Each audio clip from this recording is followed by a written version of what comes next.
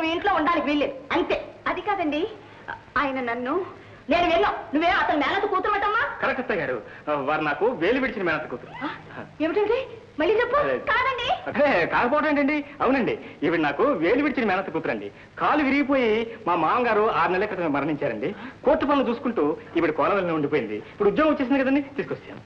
ఇలా అయితే ఎన్నాళ్ళు నీ గదిలో వండించేదాలే కాదు. అదేంటి అత్తయ్య గారు? అవునయ్యా, కష్టాల్లో ఉన్న ఆడపిల్లని కోలవెన్నుల్లో వదిలేసి నువ్వు ఇక్కడ పూలరంగల్లా ఈ గదిలో కులుకుతూ కూర్చుంటావా? మేనమామ కూతురు సగం పెళ్ళాం కింద లెక్క, తెలుసా? మావారు నాకు మేనమామ కొడుకు.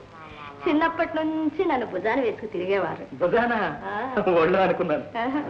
సరే సరే, ఎప్పటికైనా బుద్ధి వచ్చి తీసుకొచ్చావు, ఇక వెళ్ళండి లోపలికి.